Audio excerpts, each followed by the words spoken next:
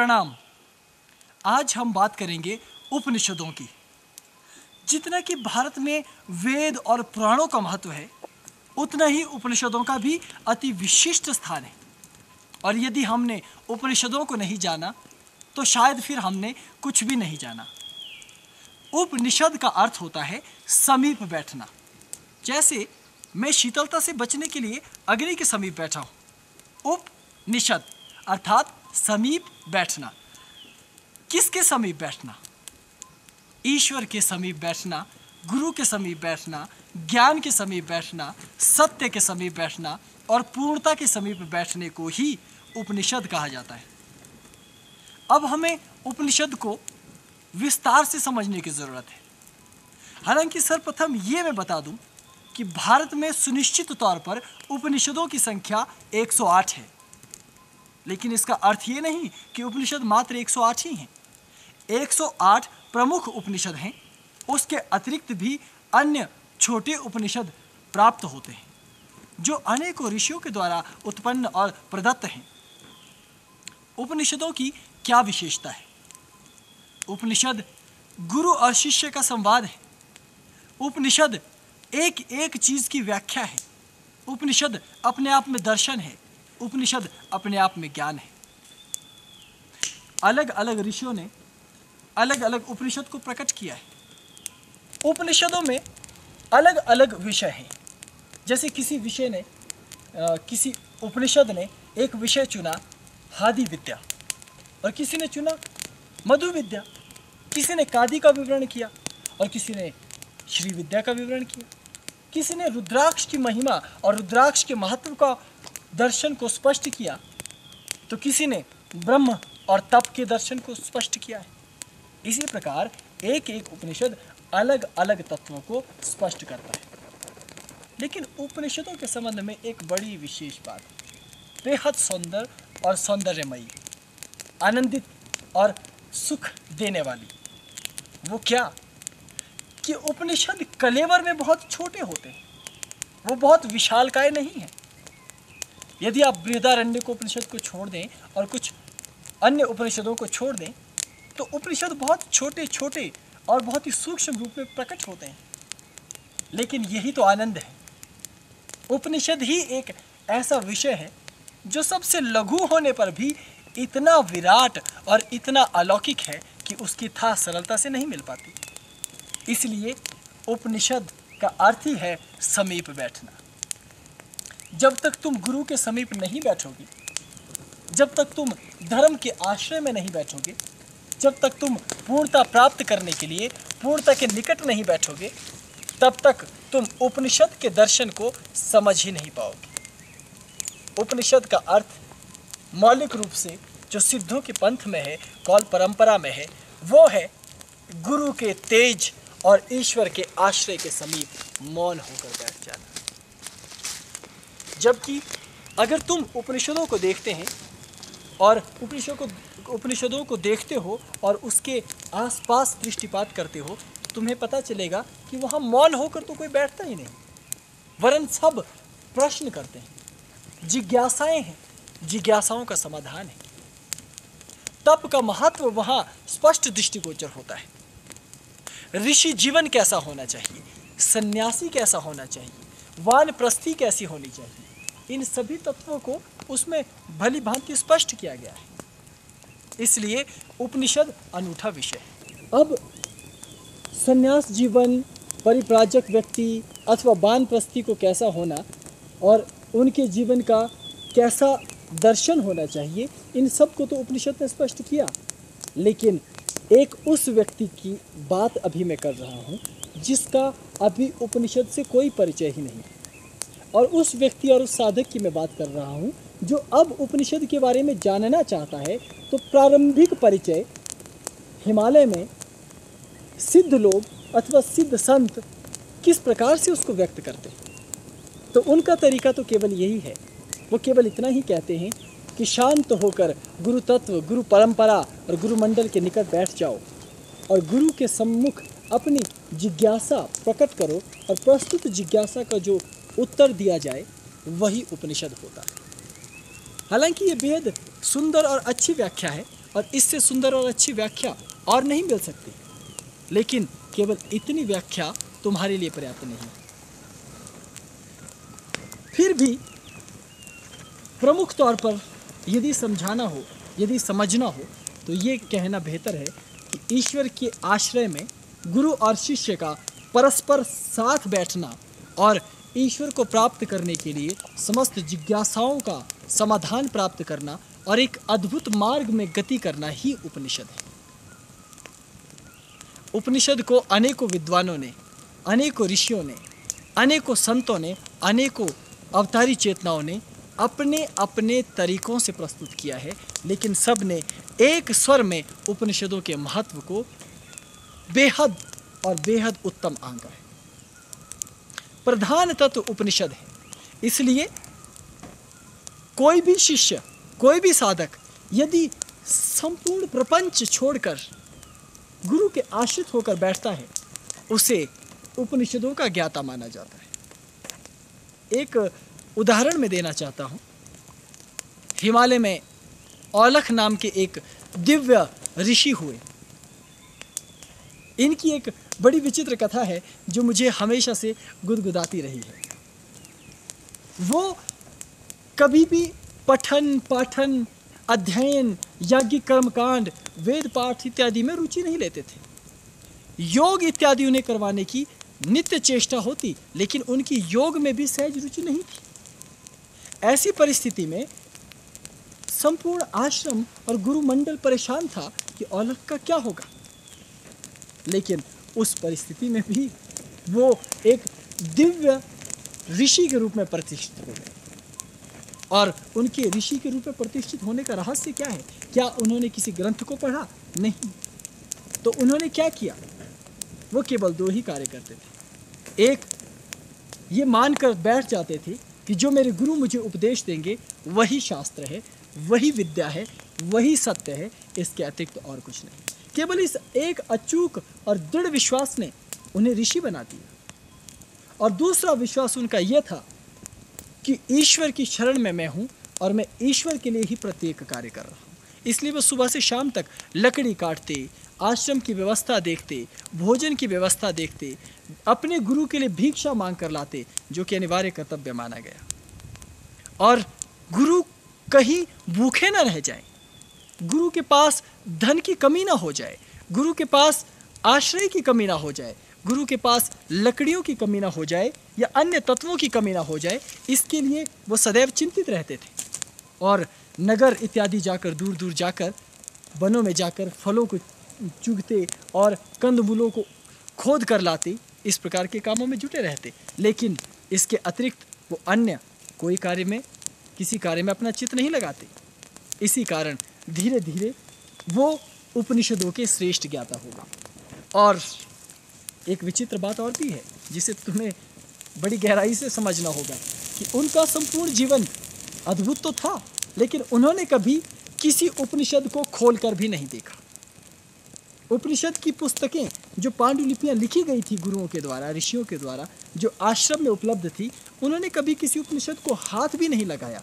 लेकिन जब भी किसी उपनिषद की कोई ऋचा, कोई श्लोक अथवा कोई छंद प्रस्तुत किया जाता, तो उसका सबसे अच्छा अर्थ, सबसे अच्छी व्याख्या देने में केवल औलख ही आगे। ये बड़ी विचित्र बात है।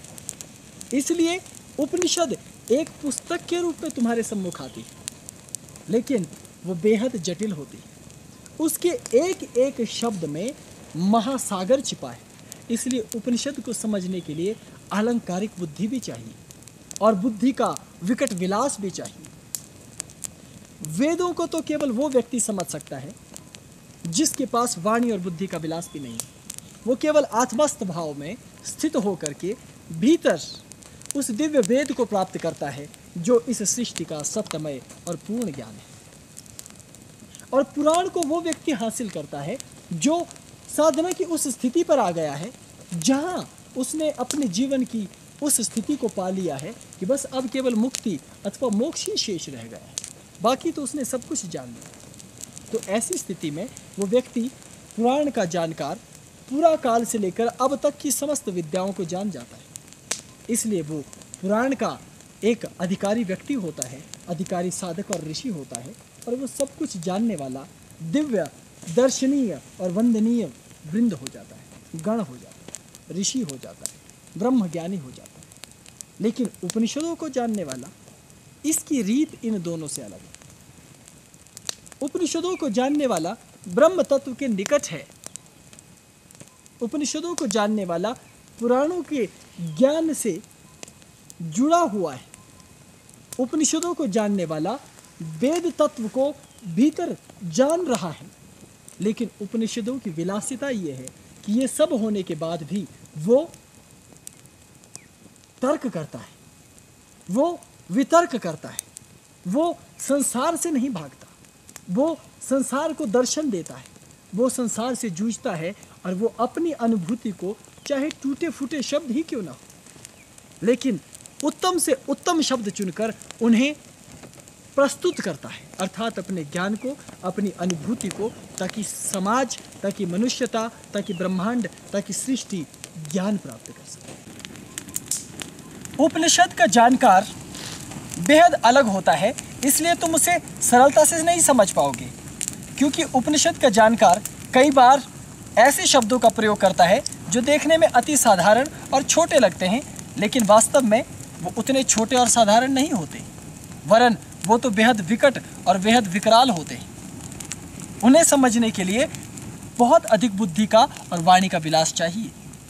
इसीलिए व्याकरण, निरुक्त, आयुर्वेद, दर्शन, तंत्र, वेद, पुराण, कर्मकांड, तुम्हें सभी का ज्ञान चाहिए। और सबसे बड़ी बात जो मैं यहाँ बताना चाहता हूँ कि उपनिषद का जो ज्ञाता होता है वो केवल एक तत्व को नहीं जानता।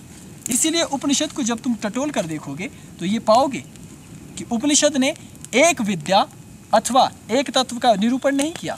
जहाँ उसने योग को प्रधानता से रखा है, वहीं उसने मंत्र की वर्ण, मंत्र की उत्पत्ति, मंत्र के देवता और उसके न्यास इत्यादि को भी बड़ी प्रधानता से और बड़ी प्रमुखता से रखा है। क्योंकि उपनिषद का जानकार एक जिज्ञासु होता है। उपनिषद को समाहित करने वाला, उपनिषद को जानने वाला अत्यंत उच्च कोटि का ज्ञानी होता है। और वो ज्ञानी कोई भी साधक कब बनता है? जब वो प्रारंभिक शिक्षा दीक्षा से गुजरते गुजरते और साधना करते, योग करते करते एक ऐसी स्थिति पर पहुंचता है जब उसके जीवन का अब केवल एक ही लक्ष्य है, और वो है केवल ब्रह्म, और उसका जीवन है ब्रह्मचर्य। वो ब्रह्म को जानने के लिए अपने संपूर्ण जीवन को और संपूर्ण जीवन की क्रियाओं को उसके लिए समाहित कर देता है, और वो अपने बुद्धि के विलास को उस ब्रह्म के लिए न्यौछावर कर देता है। इसलिए उपनिषद को केवल हम बुद्धि विलास या वाणी विलास भी नहीं कह सकते, क्योंकि बुद्धि और वाणी के विलास तो है ही, लेकिन उसके भीतर ऋषियों ने अपने शिष्यों को अपनी तेजस्विता, अपनी आत्मस्थ ज्ञान की चेतना को प्रदान किया हुआ है, प्रदत्त है। उनकी जिज्ञासाओं को तर्क के द्वारा, युक्ति के द्वारा, समाधान के द्वारा और यहाँ तक कि अनुभूति के द्वारा प्रकट किया है। इसलिए उपनिषद की कृति, उपनिषदों का उपस्थित होना ही इस पृथ्वी के लिए सबसे श्रेष्ठ कृति है। पुराणों को पढ़ने वाले कभी कभी भ्रम में पड़ जाते हैं, क्योंकि पुराण अक्सर पुरा काल की बात करते हैं, और पुरा काल आधुनिक काल के साथ कभी मिश्रित नहीं हो पाता, क्योंकि आधुनिक काल इसीलिए बना है क्योंकि पुरा काल बीत जाने के लिए बना हुआ था, और आज की घटनाएं भूतकाल की घटनाओं से मेल नहीं खाती। इसलिए कभी कभी पुराण की बातें असंगत लगती हैं, और बिना गुरु के यदि पुराण पढ़ो तो वो भ्रम देने वाले लगते हैं, हालांकि वो भ्रम देने वाले हैं नहीं, केवल भासते हैं। तो ऐसी परिस्थिति में क्या किया जाए? साधक को उपनिषदों का आश्रय लेना चाहिए। उपनिषद उसे पूर्णतया तैयार करते हैं, उसे निर्मित करते हैं, ये जानने के लिए कि उसकी बुद्धि कितनी तीव्र और प्रखर है। वास्तव में उपनिषद मूलाधार का निर्माण करता है, और उपनिषद केवल कोरी अध्यात्म की बात नहीं करता, वो तो आपके प्रत्यक्ष जीवन की भी बात करता है। इसीलिए उपनिषद बेहद प्रायोगात्मक हैं। वो संसार में भी तुम्हें जीना सिखाते हैं और अध्यात्म में भी तुम्हें जीना सिखाते हैं। वो तुम्हें बुद्धि और विवेक से उस पार चेतना तक ले जाते हैं। लेकिन इसका अर्थ ये नहीं कि वो केवल चेतना के द्वार ही तुम्हारे लिए खोलता है और संसार वो कहीं तुमसे छूट जाने वाला है या तुम्हारे हाथों से निकल जाने वाला है। केनोपनिषद, कठोपनिषद, छांदोग्य उपनिषद, बृहदारण्यकोपनिषद, जावालोपनिषद, इस प्रकार से जब आप उपनिषदों को देखते हैं तो अनेकों प्रत्यक्ष और अप्रत्यक्ष, सूक्ष्म और विराट और लघु, बृहद, इस प्रकार से तुम्हें उपनिषदों का विवरण मिलेगा। और कुछ उपनिषद दुर्लभ भी माने जाते हैं जो गोपनीय कुल में ही चलते हैं, वो प्रत्यक्ष नहीं किए जाते।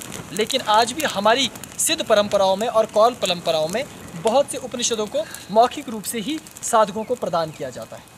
तो उपनिषदों का विषय ज़रूर है, जटिल ज़रूर है, लेकिन सबसे रसमय जो आनंद देने वाला विषय है वो उपनिषदों का विषय है। और उपनिषद का केवल साधारण अर्थ गुरु के समीप, ज्ञान के समीप और ईश्वर के समीप बैठना ही है। और मेरा ये स्वयं का भी मानना है कि जब तुम किसी चीज़ को कृत निश्चय मानकर किसी विषय पर यदि तुम पकड़ चाहते हो तो गुरु को प्राप्त करने के लिए, गुरु की अनुकंपा प्राप्त करने के लिए तुम्हें उनके निकट तो जाना ही होगा। उनके सम्मुख अपनी जिज्ञासा तो रखनी ही होगी। गुरु के सम्मुख तो तुम्हें बैठना ही होगा। जब तुम अपनी जिज्ञासाएं उनके सम्मुख प्रकट करते हो तभी तुम्हें समाधान मिलता है। प्रश्न उठाओगे तो उत्तर तुम्हें मिलेगा ही, आवाज़ दोगे तो प्रतिध्वनि तुम्हें मिलेगी ही, ईश्वर की ओर निहारोगे तो उनकी छवि तुम्हें मिलेगी ही। लेकिन जब तुम प्रत्यक्षता ज्ञान को नकार देते हो, जब तुम प्रत्यक्षता गुरु को नकार देते हो, जब तुम प्रत्यक्षता ईश्वर के अस्तित्व को नकार देते हो, तो तुम्हें कहीं से भी कोई ध्वनि आखिर क्यों सुनाई देने वाली। ये ठीक वैसे ही है कि यदि तुम किसी व्यक्ति को प्रेम करते हो तो तुम्हें बदले में प्रेम अवश्य मिलेगा। लेकिन यदि तुम किसी व्यक्ति से घृणा करते हो और तुम उसे प्रताड़ित करते हो तो तुम इस बात की कभी चेष्टा और इच्छा न रखना कि बदले में भी तुम्हें कभी प्रेम मिलने वाला है, क्योंकि जब तुम किसी को दुख देते हो तो तुम्हें दुख ही मिलेगा। सृष्टि आस्तिकों की है, सृष्टि विश्वासियों की है। जिन्होंने विश्वास किया है अपने ऊपर, उन्होंने सब कुछ पाया है। जिसने विश्वास किया कि मैं वायुयान बना सकता हूँ, उसने वायुयान रच डाला। जिसने विश्वास किया कि मैं ब्रह्मांड में जा सकता हूँ, वो ब्रह्मांड तक गया। जिसने कहा मैं चंद्रमा, मंगल, शनि, बृहस्पति को छू सकता हूँ, उसने उसे छुआ।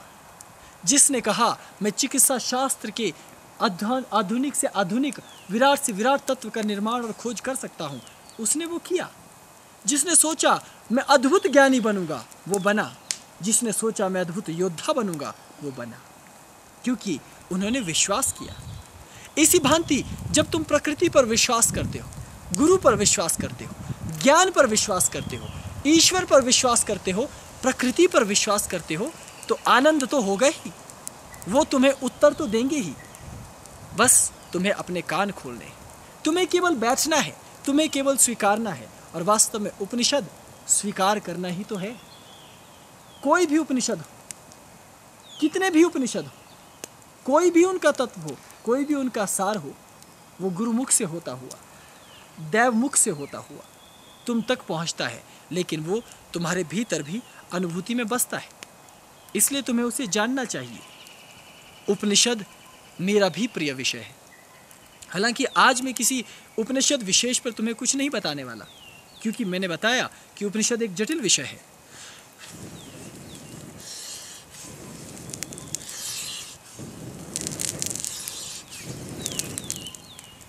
भले ही वो जटिल विषय हो, भले ही वो रहस्यात्मक विषय हो, लेकिन मेरे और तुम्हारे बीच का ही विषय तो उपनिषद है। वो किसी अदृश्य का विषय तो नहीं, अदृश्य से लेकर ही उसे स्थूल पर लाया गया है। तो ये विषय बेहद विलास का विषय होगा, बेहद उत्तम विषय होगा।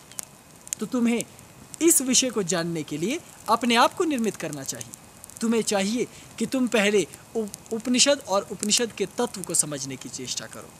पहले अपने ज्ञान को विराट करने की चेष्टा करो। उस स्थिति पर जाओ जहाँ गुरु के द्वारा दिया गया उपदेश तुम्हें उपनिषद के समान लगे।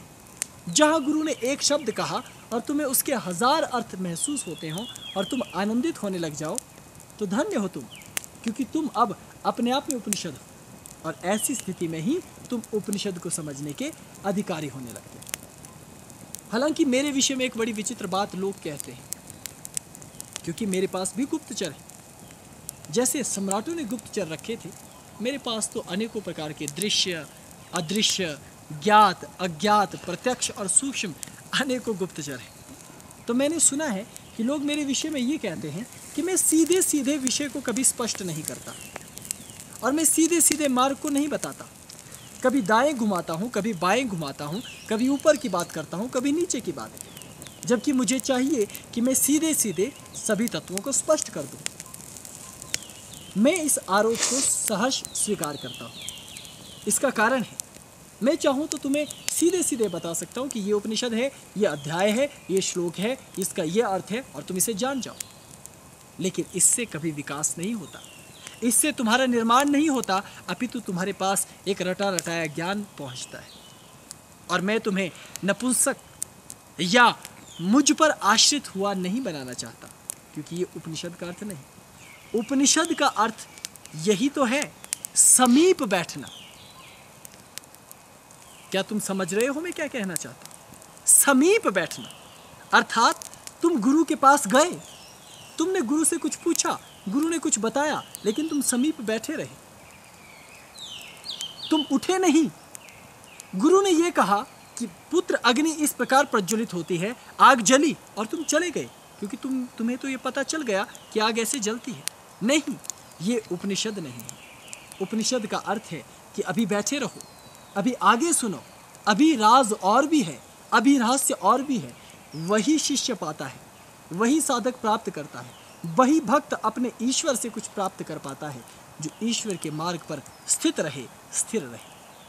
मैंने सुना है, पुराणों की कथाओं में पढ़ा है, गुरुओं के मुखों से सुना है कि पूर्व में जितने भी इतिहास पुरुष उत्पन्न हुए, जितने भी तपस्वी उत्पन्न हुए, देवताओं ने उनकी परीक्षा ली। मेरी इस सृष्टि ने काफ़ी परीक्षाएं ली है, संसार ने काफ़ी परीक्षाएं ली और लेता है। और यदि मैं दृढ़ रहूं तो मैं कुछ प्राप्त कर लेता हूं। उन्होंने भी, क्योंकि वो दृढ़ रहे, इसलिए कुछ पाया, लेकिन सभी दृढ़ नहीं रहते, इसलिए प्राप्त नहीं कर पाते। सभी उपनिषद नहीं है, सभी बैठ नहीं पाते, सभी सुन नहीं पाते, सभी समझ नहीं पाते, एक लंबा समय नहीं दे पाते, इसलिए पाते पाते भी खो जाते हैं, मिलते मिलते भी उन्हें कुछ नहीं मिल पाता, इसलिए उपनिषद अधूरा रह जाता है। आज मैं इतनी ही बात उपनिषद पर करूंगा और उपनिषद के विषय को यहीं विराम दूंगा।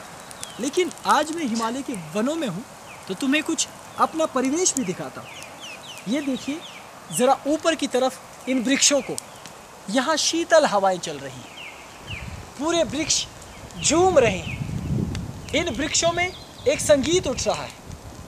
अब इस अग्नि को देखिए, यहाँ भूमि पर इस अग्नि को वायु किस तरह से हिलोरे देते हुए लहरों में बदल रही है। तुम शायद अनुमान न लगा पाओ, लेकिन इस समय यहाँ का तापमान इतना कम है कि इस अग्नि से जब मैं इस हाथ को तपिश देकर अपने बदन पर ऐसे लगाता हूँ तो मैं ताप से भर उठता हूँ। मेरे शरीर का एक एक अंग इस शीतलता से ऐसे रमा हुआ है कि पूरा शरीर मानो हिमांक पर पहुँच गया। लेकिन फिर भी ये अद्भुत सा दृश्य इस वन प्रदेश में मुझे लुभा रहा है। ये उपनिषद है। तुम कहोगे कैसे?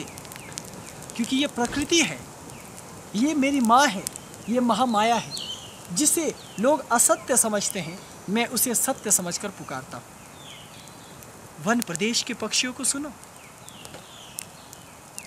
क्या तुम इनके चहचहाने को सुन सकते हो?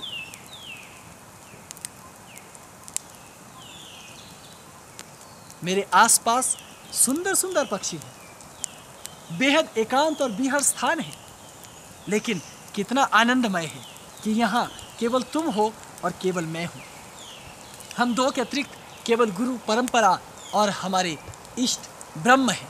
ब्रह्म के सिवा और कोई दूसरा नहीं। यही उपनिषद है। जिस दिन तुम्हें इस वृक्ष का संगीत समझ आने लगे, अग्नि का ये ताप समझ आने लगे, जीवन का ये एकांत आनंदित करने लगे, पक्षियों का ये कोलाहल गुदगुदाने लगे, उस दिन गुरु प्रत्यक्ष हो या अप्रत्यक्ष, वो तुम्हारे हृदय में प्रकट होने लगते हैं। परमात्मा साकार हो या निराकार, वो तुम्हारे साथ सदैव रहने लगते हैं। इसलिए तुम विश्वासी बनो, ये विश्वास करो कि मैं तुम्हारे सम्मुख हूँ, तुम्हें समझ रहा हूँ, तुम्हें समझा रहा हूँ, तुम्हें कुछ दे रहा हूँ। यदि तुम मेरे दिए गए अदृश्य को स्वीकार करते हो तो तुम उपनिषदों के जानकार हो। तो देखो, इस वायुमंडल को देखो, इस प्रकृति को देखो और मुझे इस दिव्य कालखंड में आनंदित होने दो। मुझे इस कालखंड को अनुभव करने दो, मुझे इस आनंद में रम जाने दो।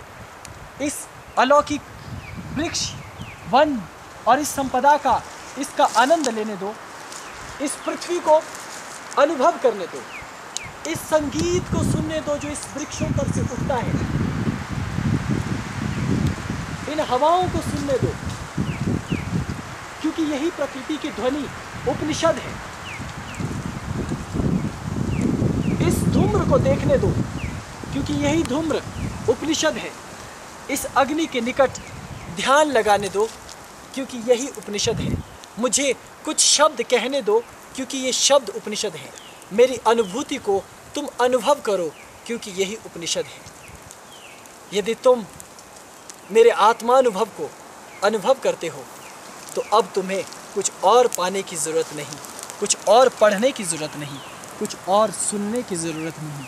अब तुम उपनिषदों के अधिकारी हो गए हो। इसके बाद तुम चाहे छांदोग्य पढ़ो, चाहे बृहदारण्यकोपनिषद, चाहे केनो पढ़ो या फिर कोई अन्य उपनिषद, अब सब तुम्हारे लिए प्रकट होने लगेंगे, तुम्हें विलासित और आनंदित करने लगेंगे। मैं प्रार्थना करता हूँ कि ऋषियों का अद्भुत तेज, प्रकृति का नैसर्गिक आनंद तुम्हारे जीवन में उतरे, समस्त परतंत्रता नष्ट हो, समस्त स्वतंत्रताएं तुम्हें मिले, समस्त ज्ञान, विज्ञान, आनंद, दिव्यता, चेतना तुम्हें प्राप्त हो। और यही उपनिषद है। वो कहता है कि मैं गुरु और मैं शिष्य और मैं ईश्वर, हम तीनों एक साथ पलें, बढ़ें, आनंदित हों, प्रजा आनंदित हो, प्रकृति आनंदित हो, विश्व आनंदित हो, सबका कल्याण हो, सबका मंगल हो। आज केवल इतना ही। आशा करता हूँ उपनिषद तत्व को तुमने मेरे निकट बैठकर अवश्य समझा होगा। ओम नमः शिवाय। प्रणाम।